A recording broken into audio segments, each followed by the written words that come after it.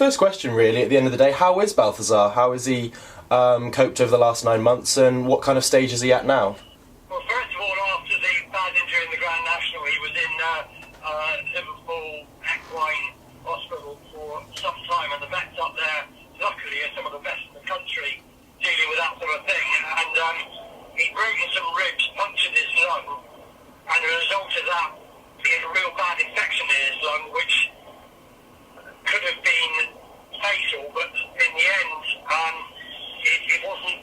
It got right with the antibiotics and everything they needed to try and sort it out. So, in the end, we were fortunate enough that it got right. How dangerous is that really to a horse's health? How lucky was he? Well, I mean, they were preparing for the worst at one stage, so they didn't get over the infection in his lung. He get over the broken ribs, obviously, and he get over the punctured lung, but the infection he had in his lungs weren't good. Yeah, so that was the most dangerous part of it, really. We all know that what happened for that day, but how was you and how did the owners kind of get through that day? What was kind of the events? Because obviously, like the news that were filtering through to most people, we didn't really know what was going on. Well, and obviously neither did we all the time, because you're in plans, and although the people there have radios to try and help things out, at the same time it took a bit of time. My wife there went down to the canal turn where the problem was. Yeah. And he got up and then collapsed again afterwards, and eventually got up again, and they managed to load him into the horse ambulance to take him straight to the Equine Hospital in Liverpool. So he managed to walk into the ambulance? He did it eventually, yeah. So that was obviously like really good signs for you at the time? Yes, but then all these other problems developed afterwards.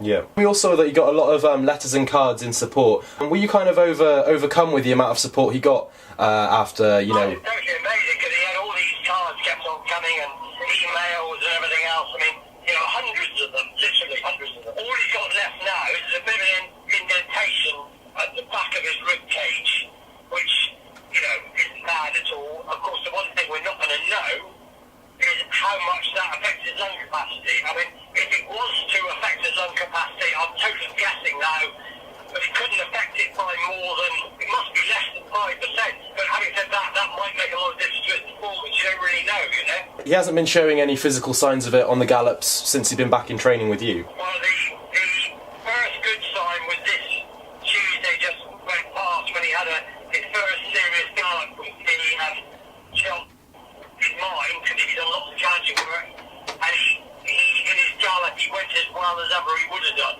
Yeah. So that's a very good sign, but of course until you get to the end of a race, when you need maximum lung capacity, we're not going to know for sure.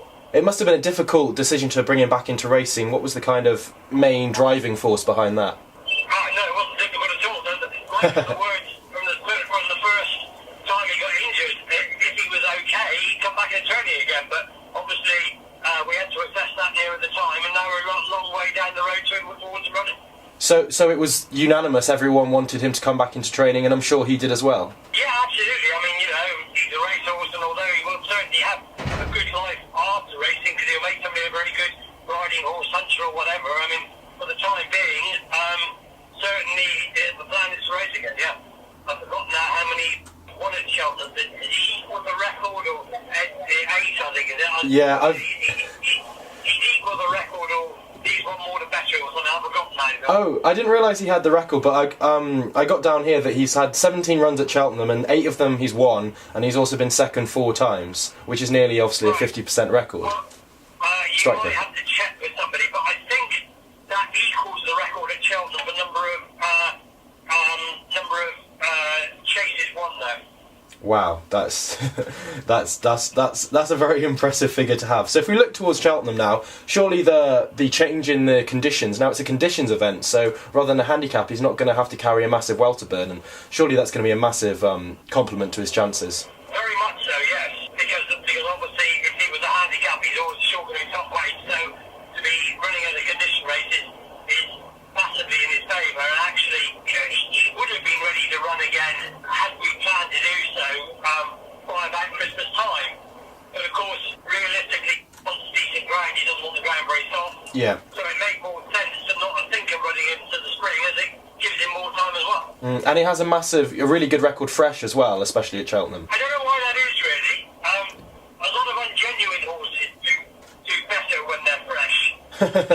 Which is... But he's not that. No. So, but definitely, though, he is a horse that seems to produce his best when he's had a good break, yeah. Yeah. You've had a really good season this season, but who would you say is your best chance at Cheltenham in the festival in 4 weeks' time? Probably him. Really?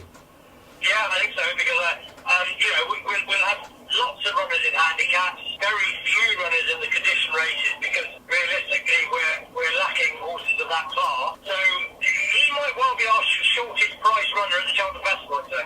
Obviously the weights for the Grand National are coming out next week, but Balthazar wasn't declared at all.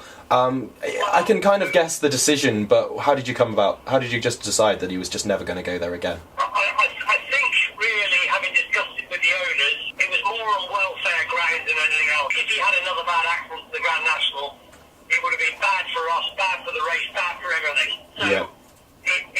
I'm not concerned by that sort of thing, but he's obviously quite a high-profile horse, and at one stage it looked like that he might not survive, and then we were wondering if he'd race again, and hopefully now, if all goes well, the next month it will be. And best of luck with Balthazar.